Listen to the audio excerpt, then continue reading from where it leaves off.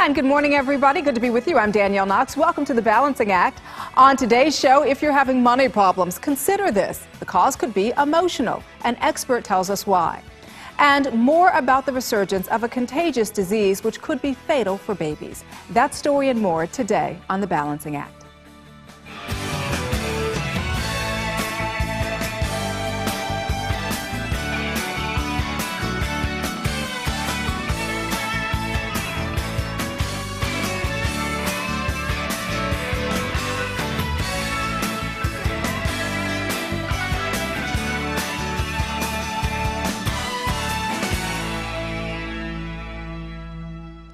Well, did you know that everyone has a subconscious attitude towards money?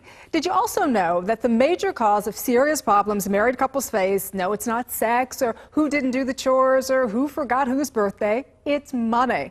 How they earn it, how they spend it, whether they save it. Now, I'm married, and so I can tell you I can relate to all of this. And our next guest, CFP and book author Julie Murphy Casserly, shows people how to make the money flow in her new book. This is the book right here. It's called The Emotion Behind Money, Building Wealth from the Inside Out. Welcome, Julie. Thanks, Danielle. All right, so why decide to write this book? Well, I am one of 12 children, so there was an awful lot of emotion behind the money in a household when there was a scarcity of money because there were so many people living off of one income. And I really realized in my career that there was a huge disconnect between humanity and the financial services marketplace. And I noticed that that was more of the emotional numbers bridging to the financial numbers and having a harmony between the two of them for long-term success. You know, a lot of people wouldn't even put emotion and money in the same sentence because they think they're so separate, but they really are not, are they? No, they are not. I was absolutely shocked when I went to go trademark for the book that no one had even tried that before. And and to me, every individual that I meet with, there's always emotion behind the money. It's never the logical reactions that we have with money, it's the emotional ones. Well, how do we find out what our true emotional connection or disconnect is to money? How do we find out the emotion behind it? Absolutely. Well, first of all, you have to give yourself the space. And if you don't have the space or your spouse doesn't have the space, sometimes you can hold that for that other person. But the problem is when we have our emotions going everywhere and our tanks are too full in this busy society that we're living in these days, we need to take a step back and say, well, what are my dreams? What are my desires? And then really try to shift your money to do those things as opposed to being pigeonholed into a lifestyle, you know, that many of us have done these days because you wake up every day and you're having to pay your car payment, your house payment, and your mortgage payment, your student loans, your kids going to college, as opposed to the quality of life that you really want. So you know what happens is with a lot of married couples, money is something they never talk about before they get married, right? They wait until they get married and then it becomes this whole big emotional issue. Right. Why do you think that's a conversation, I don't want to say is taboo, but that's really not thought about before marriage, and then it presents such problems once you get married? Absolutely. Well, we all come to the table with our viewpoints of how money should operate. You know, should the man, you know, be the person who keeps the checkbook? Should it be the woman? And we get that from our parents. And so what we have to realize that if we haven't done our own financial healing before we've come to the table in a marriage, that's going to bubble up as other things like children get added to the mix and, you know, having to keep a job because you're supporting other people and things of that nature. All right, so you figured out your emotion behind money, right? Let's just say you have. How do you act on that? Well, that is always the tricky part, isn't it? Well, and the biggest thing is to support yourself around people that you want to model yourself after. And, you know, throughout my book, I have 22 different exercises that will help people start to bridge some of those gaps to where it is that they're at to where it is that they want to go. And so what are some of the ideas that you'd like to get across then in terms of financial healing? That you deserve it. I think that's the biggest piece. I think so many people think that they don't deserve it, and they do, that you do deserve a quality of life that you dream of and that you desire. I mean, that's one of the best parts about being in America is the fact that you have that. And so take advantage of it as opposed to living day to day and not being happy. I think the other thing too is that it is a process, is it not? Is it not? It doesn't happen overnight. It takes time. Absolutely. And you have to give yourself that space. And one of the other big components is don't judge yourself. Don't blame yourself. Just know exactly where it is that you're at and go, okay, well, now we know how to get to the next step, and give that space to yourself. And also realize that money is a tool. Absolutely. Money is currency. Currency flows. The question is, what is your flow? Is it positive or negative? So let me ask you this, and I know this is getting a little personal, but I know you said that you were one of 12 children, right? Absolutely. So you had a lot of, issues in terms of money. There wasn't a lot of it in your house. Absolutely. So what kind of emotional baggage did you bring to your own marriage as it relates to the emotion behind money? Absolutely. My husband would love to answer that question. Mine was all about the fact that when I had something really, really nice, I didn't want anyone to touch it. So one day when I came home and he had one of my t-shirts on, I was like, what are you doing? That's my t-shirt. But I found that I not only did that with the things that we bought, but it was also how I was spending, that it was okay for me to spend things on what I wanted, but that I didn't really value what he wanted. And you need to validate both people in a marriage as opposed to just one so that you can create that harmony and create wealth. Good stuff, Julie. So if people want to find out more information about you, where they can buy the book, where can we do that? You can do that on my website on emotionbehindmoney.com. It's also available on Amazon, and we have lots of examples and other people that can blog on our website as well, so you can be a part of a community that wants financial healing as well. All right, Julie, thank you so much. We appreciate all that great advice. You're welcome. Next, important health information all parents should know about. Stay tuned.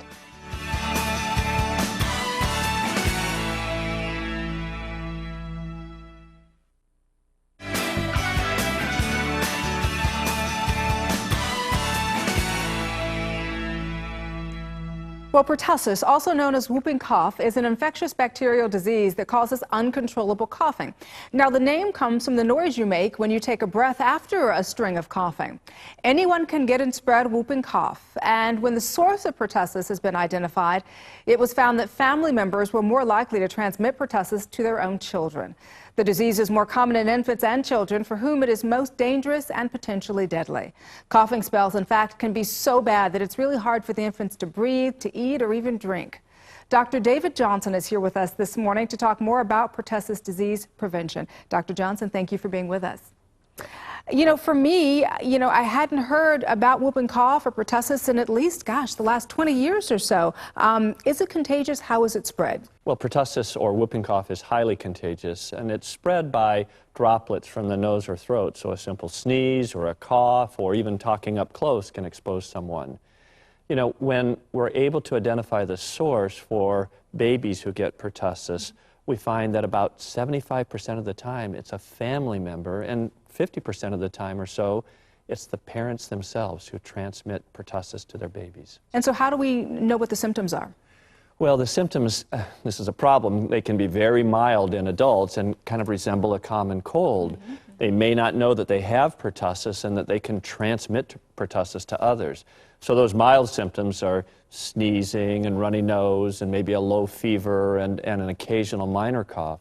Sometimes the symptoms progress, become much more severe, including this more violent kind of coughing that can actually lead to vomiting or hernias or even cracked ribs. Oh, wow. So we know that it can resemble a common cold, but we also know it can be very deadly for infants, can it not? Yes, particularly for infants, for young infants, those that haven't received their primary series of vaccinations. So under about, 6 months of age? Yeah, these or so? vaccinations go from 2 months, these primary vaccinations go from 2 months through about 6 months of age. And the infants that haven't received those yet are particularly vulnerable to pertussis. It's so interesting to me because we see that this disease is making a comeback now, but so many other childhood diseases have been nearly eliminated by vaccinations. Why pertussis? Why now? Yes, well, vaccines have helped. The infant and childhood vaccines that we've had for a number of years have helped to lower the number of cases of pertussis. But, those vaccines wear off, so that even if we got vaccinated against pertussis as children, 5 to 10 years later, that immunity has gone away. Adults wouldn't even realize that, I don't think. I don't That's think right. they think about the fact that they need vaccinations against pertussis, especially, over the age of, 18? Well, that's right. And so many adults don't keep up with the vaccines that they need. We've got a relatively new vaccine, only several years it's been around, a tetanus, diphtheria, ascites, or pertussis vaccine specifically for adolescents and adults, the so-called Tdap vaccine. Adolescents and adults can get this, prevent themselves from getting pertussis, and if they don't get pertussis, they won't spread it to infants or others who are vulnerable. So talk to me a little more about how we can protect our babies. Vaccination really is the key. The CDC recommends that all adolescents and adults 11 through 64 years of age get vaccinated, especially if they're going to have contact with infants. If we want to find out more information about pertussis, where can we do that? There's a great educational website, www.doitforyourbaby.com. You can go there. You can actually hear the sounds of pertussis or whooping cough on that website. Now, does that sound different than what a common cough would sound like? Oh, it does. Okay. It's a very distinctive cough in many of the younger children who get pertussis, a very distinctive cough and that whooping sound when they try to breathe back in. All right, doctor, wonderful advice, especially for those of us who do everything we can to protect our babies. We appreciate you being here with us this morning. Thank you for having me. And up next, a good reason why you should think twice about regular lubricants if you're trying to conceive. Stay with us.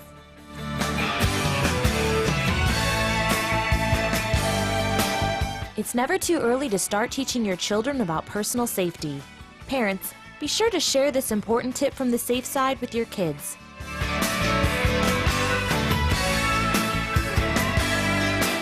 Stay tuned for more tips from the safe side.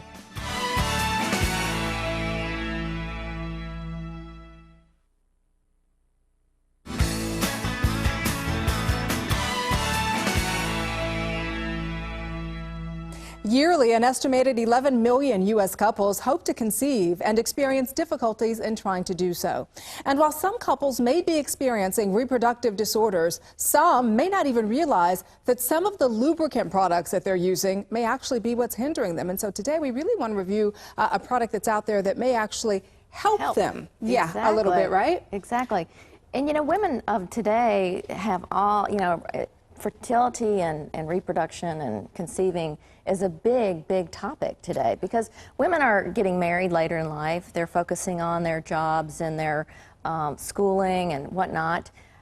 They're having babies later in life. So that can be a major issue. Well, what happens is the longer you wait too, and the more that biological clock starts ticking, the more room there is, I think, for error in terms of maybe not being able to conceive as quickly as you thought you would be able to, because what a lot of women tend to do, and I think I was a little guilty of this myself, as you say, I want to focus on my career and on all of these other things first, and then have babies later on, and it may not be as easy for some women because I think the older you get, you know, you may have some ovulatory problems, cervical or tubal factors, stress, and as we said, even the wrong type of lubrication may be an example as well. And it seems to me that when you're really trying to get pregnant, you're going to be using lubricants more often. No, you're having intercourse more often. Right. So, right. And, you know, that could be the hindrance. Well, it could be. Believe it or not. Absolutely. But, you know, and it's funny because that's something I had never even thought of, because I have two girlfriends, and this is just a quick little personal story, who both of these ladies were trying to get pregnant. Both of these ladies were in their early 30s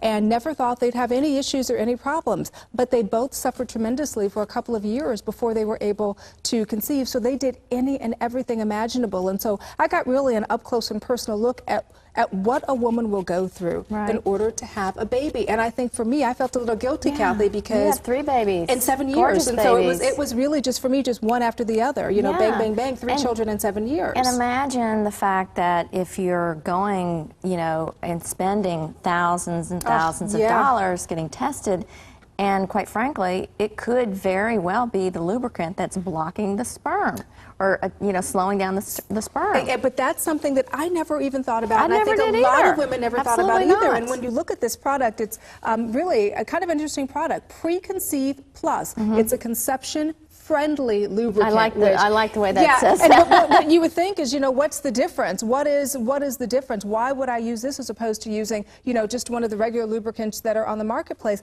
But this actually may aid and facilitate in terms of your becoming pregnant, because once again, it's called Preconceive Plus, and it is formulated to increase the likelihood of conception because it doesn't harm the sperm or inhibit sperm motility, which is what can happen with some of the other lubricants that are on the market. So it's formulated to match cervical fluid and semen. It doesn't inhibit the egg fertilization. So there are a lot of wonderful things about this product. And so for women who may be trying to conceive, couples who may be trying to conceive, you know, this is not to say that you're going to get pregnant as soon as you use this, but obviously if you're having some trouble, this may be, change your lubricant. Absolutely. And so there may before you go out and spend all that money before that. But you know, there's all kinds of other products I found interesting. The male fertility test. Now let's face it, our guys are not the first ones to jump up on the bandwagon and say, it's not me. It's got to be you. It's got to be you. Right, that's So this is a really simple test that you can do at home to do your sperm count.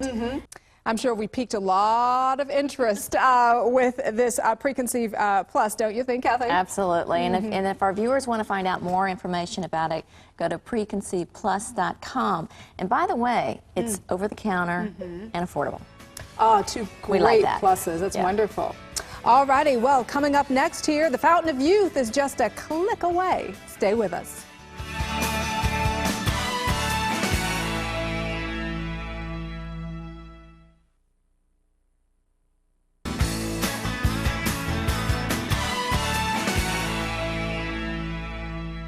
Well, as we age, we grow wiser. We know that. But with age, too, comes wrinkles. We don't like that. And while they can appear prematurely for many different reasons, there are ways in which we can reverse the signs of aging skin. I am now joined by Dr. Stephen Jepson to discuss the importance of skin care and to also review his line of premium ingredient facial products, SP Beauty, designed to help improve your skin's texture and appearance. Stephen, thank you so much for being with us. Welcome. Is it true that we can develop wrinkles and fine lines as early as our 20s? Oh yeah, wrinkles are part of the natural aging process, but there's lots of things that'll contribute to wrinkles. Sun exposure, tanning beds, smoking, lack of proper hydration, and poor use of skincare products. Well, you know, and I think a lot of people might turn to needles, and certainly there's nothing wrong with that, but is there something different that we can do if we're getting a late start on beauty, if we're late bloomers in that regard? Oh, absolutely. My specialty is aesthetic medicine, and what that means is I help people look younger without surgery. And so along those lines, I've developed a line of premium skincare products called SP Beauty. And using a good quality skincare product can go a long way in terms of preventing wrinkles and reversing wrinkles if you already have them. Tell me a little bit more about what this product line entails. Yeah, this is a doctor grade quality skincare product, and what that means is we use high concentrations of proven effective ingredients. For example, let's talk about one of our best sellers, which is called Lift SP. What Lift SP is an anti-aging serum, and what it's designed to do is to relax and reduce wrinkles in the face. It does that by using peptides. We hear peptides all the time. Yeah, a lot of the over-the-counter skincare products are now advertising that they have peptides, and this is an important point that differentiates Lift SP and SP Beauty, is that we use high concentrations of these peptides, maybe 4 to 5 times stronger than is available in the over-the-counter products.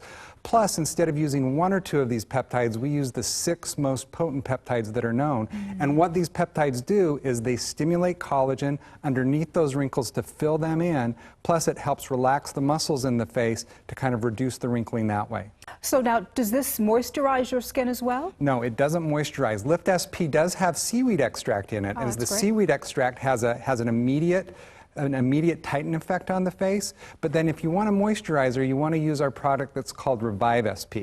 Tell me about that. And Revive SP is a very nice moisturizer, has a nice high emollient, it'll make your skin feel nice and smooth, it will hydrate your skin. But what's really neat about it is it has a lot of antioxidants in it, such as coenzyme Q10. And what those do is it reduces the free radicals which are causing the collagen damage in the face. So will help prevent wrinkles, will help reverse wrinkles if you already have them. Very quickly, what makes your line of products different? Well, number one, it's doctor formulated. Number two, high quality ingredients. Number three, high concentration of those ingredients. And number four, we don't use any unnecessary fillers. All right, so from the moment we wake up until the moment we go to bed at night, what should we be doing? So first thing is you want to make sure that you stay protected from the sun as much as possible. You want to make sure that you got a lot of sleep the night before, because lack of sleep can cause wrinkles. Drink a lot of water. Exercise, stop smoking, and use a good quality skincare product like SP Beauty. Well, where can we find out more about your line of products? You can find it on spbeauty.com. We like that. See, ladies, there are great ways that you can look great no matter what your age, right? For sure. Yeah, thank you so much for joining us. You're welcome. Hello, I'm Justin Bell with motorguru.com.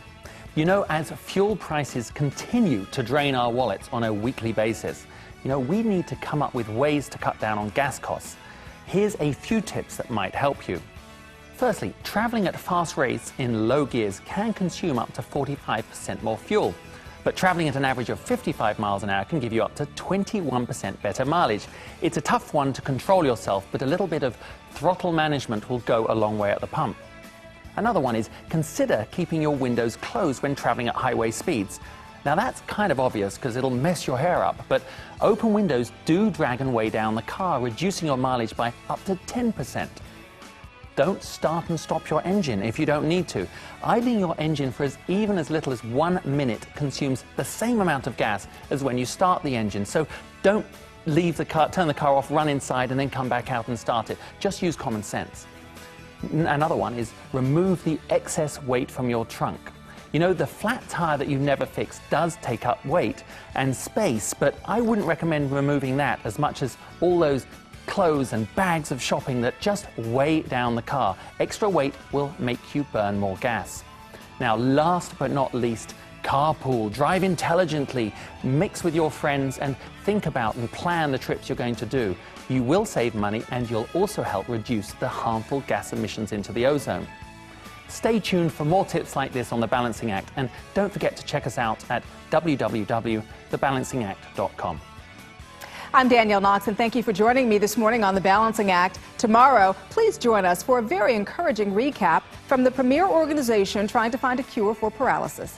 And Ivy Larson brings us part 1 of her Fitter, Firmer, Faster workout program. Have a great day, everybody, and be sure to join us every weekday morning right here on Lifetime Television. Bye-bye. Air travel for The Balancing Act provided by Southwest Airlines.